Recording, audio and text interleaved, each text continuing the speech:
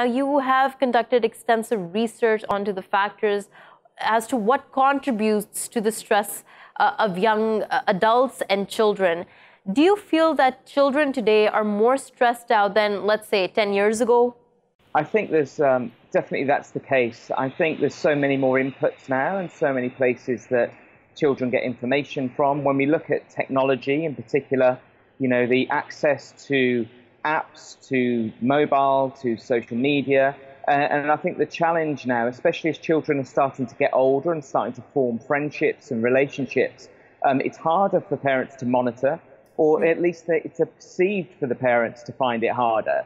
And that adds extra stress to parenting. So I think you then end up with this issue of what are called helicopter parents, you know, who are watching every last move. But I also think we're in a situation now where in the past, you know, we could identify when children were, say, lonely, and that was affecting their stress and their mental health. And we used to sort of use the phrase, you know, when people are lonely in a crowd.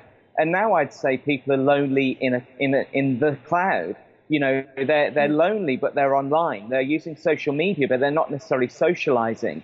And I think the constructs around society, around culture, around community have changed dramatically, but invisibly. And so I think for parents who grew up like myself in the 70s and 80s and 90s, where actually the inputs were mainly the television, you know, cinema, music, going to concerts, especially as we got much older, but even for really young kids, that's changed now. The inputs are massively increased.